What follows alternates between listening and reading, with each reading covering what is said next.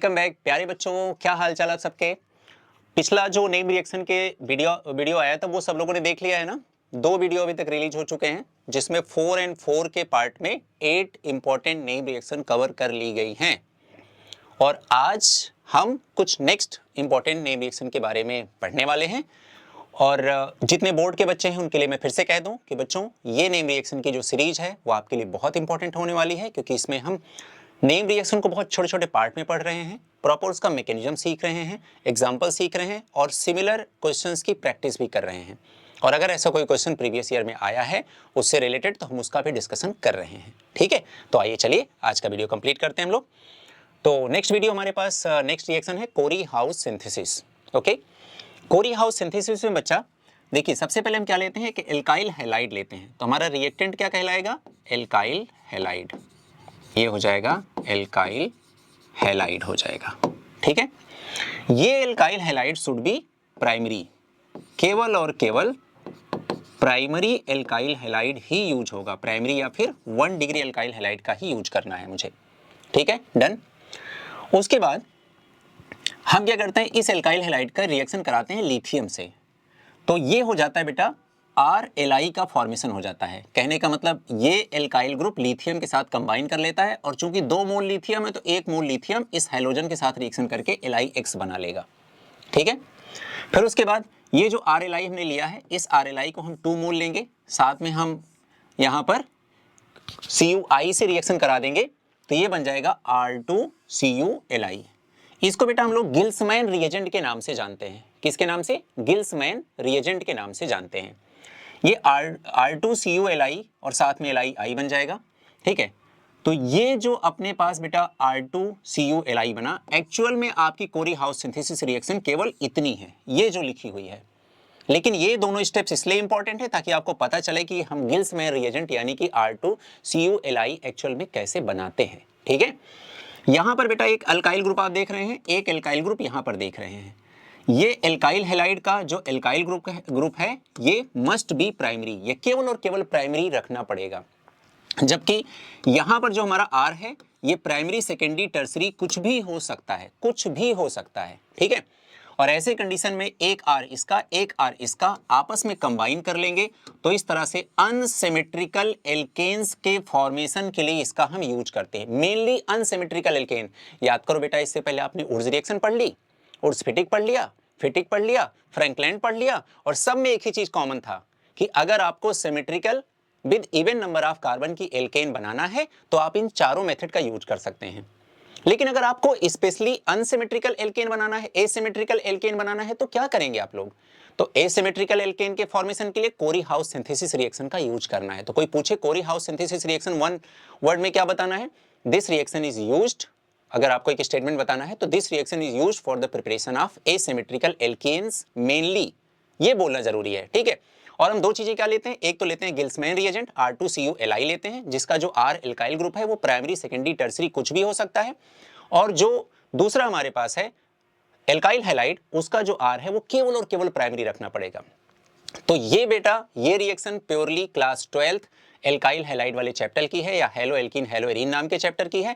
बहुत ध्यान से इस बात को समझिएगा बच्चा कि यहां पर हम जो एल्काइल हैलाइड ले रहे हैं चूंकि वो हम प्राइमरी ले रहे हैं, और आपने हेलो एल्कीन हेलो एरीन में रिएक्शंस पढ़ी होगी nucleophilic substitution reaction, SN1 reaction and SN2 reaction पढ़ी है। तो SN2 रिएक्शन में आपने पढ़ा था कि alkyl halide must be primary. ठीक है, क्योंकि स्टीयरिक हिंड्रेंस कम हो जाता है तो रिएक्टिविटी बढ़ जाती है, वो सब आपने पढ़ रखा होगा। ठीक है, तो बेटा ध्यान रहे कि हमारा जो एल्काइल हैलाइड है जो कि केवल और केवल प्राइमरी लिया जाता है, इससे ये चीज कंफर्म होती है, पता चलती है कि ये reaction SN2 reaction mediated reaction है। तो SN2 मेडिएटेड रिएक्शन होगी, ये बात ध्यान रखना है। Nucleophilic substitution second order bimolecular reaction होगी, ये बात ध्यान रखनी है। ठीक है, तो यहां पर ये प्रॉपर कंप्लीट। बात करूं मैं रिएजेंट की, तो रिएजेंट आपने क्या लिया? लिथियम ले या गिल्समैन रिएजेंट याद रखना है बेटा, इसमें R2CuLi ये याद रखना है, जिसका कि R जो होगा वो प्राइमरी सेकेंडरी एंड टर्सरी कुछ भी होगा।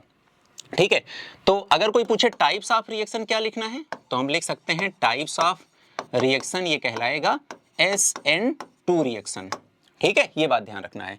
और प्रोडक्ट क्या बनेगा? अभी आपने देख ही लिया कि asymmetrical alkene is the major product और मेन प्रोडक्ट। तो ये हो गया आपका कोरे हाउस सिंथेसिस के बारे में इंपॉर्टेंट सारी डिस्कशन। नेक्स्ट है बेटा अपने पास विटिक रिएक्शन। विटिक रिएक्शन में देखो हम क्या लेते हैं, कार्बोनिल कंपाउंड। तो रिएक्टेंट हमारा क्या हो जाएगा बच्चा, कार्बोनिल कंपाउंड हो जाएगा। ठीक है, ये हमारा रिएजेंट हो जाएगा। ठीक है, अब होगा क्या बेटा, क्या करेंगे हम लोग, ये आप इसको ऐसे लिखिए C डबल बॉन्ड O, ठीक है, और इसको हम उल्टा लिख ले रहे हैं, मान लेते हैं plus CH2 double bond P and ये PH3। PH क्या है बेटा, फिनाइल, बेंजीन रिंग से एक हाइड्रोजन जब हटा देते हैं तो जो बनता है, और ये P क्या है, फॉस्फोरस, ये कैपिटल P फॉस्फोरस है। ठीक है, तो अब होगा क्या बेटा, ये जो चीजें आपको दिख रही हैं ये एक साथ निकल जाएगा यहां से, है ना, तो ये बना लेगा ये। ठीक है, और बाकी जो बचा एक साथ जुड़ जाएगा तो ये बन जाएगा आपके पास एल्कीन। तो आपको दिखा कि यहां पर हमारा जो मेजर प्रोडक्ट है वो क्या बन गया, एल्कीन बन गया। तो रिएक्टेंट हमारा कार्बोनिल कंपाउंड होगा। रिएक्शन इंटरमीडिएट बेटा इसमें कार्बीन बनती है। मैकेनिज्म इसका अपने सिलेबस में है नहीं, तो ध्यान रखना है, इसका क्या हो जाएगा, कार्बीन हमारा रिएक्शन इंटरमीडिएट बन जाएगा। प्रोडक्ट की कोई बात करें तो आपको दिख रहा है कि एल्कीन, और वैसे कौन सी alkene, asymmetrical alkene will be the major product. ये हमारी सिंपल सी विटिक रिएक्शन हो गई बेटा। और नेक्स्ट है बर्थेलॉइड प्रोसेस। देखो बेटा बहुत सारे कंपाउंड बनाए जाते हैं तो वो कभी दूसरे किसी कंपाउंड से, जैसे मान लो कि मैंने बोला मीथेन बनाना है, तो मीथेन बनाने के कई सारे मेथड हैं, है ना, लेकिन मैं बोलूँ एलिमेंटल फॉर्म से बनाना है, इसका मतलब ये होता है कि मीथेन के फॉर्मूला में C एंड H आता है, तो मीथेन को कार्बन एंड हाइड्रोजन की मदद से बनाइए। तो बेटा ये एसिटिलीन एक पहली ऐसी गैस थी जो इसको अपने ही एलिमेंट से बनाई गई, यानी कि एसिटिलीन को कार्बन और हाइड्रोजन की मदद से बनाया गया। ठीक है, तो बेटा ये एसिटिलीन देखो यहाँ पर कार्बन को ग्रेफाइट के फॉर्म में लिया गया एंड हाइड्रोजन लिया गया। इलेक्ट्रिक आर्क की प्रेजेंस में 1000 डिग्री सेल्सियस टेम्परेचर पर CH ट्रिपल बॉन्ड CH यानी कि एसिटाइलिन यहाँ पर फॉर्मेशन हुआ। रिएक्टेंट की बात करूं तो ग्रेफाइट हो जाएगा, यहाँ पर ग्रेफाइट हो जाएगा, साथ में हम इसमें हाइड्रोजन गैस पास कराएंगे। ठीक है, 1000 degree Celsius temperature, electric arc मतलब बहुत हाई टेम्परेचर पे जब इस रिएक्शन को हम कंप्लीट करेंगे तो acetylene will be the major product.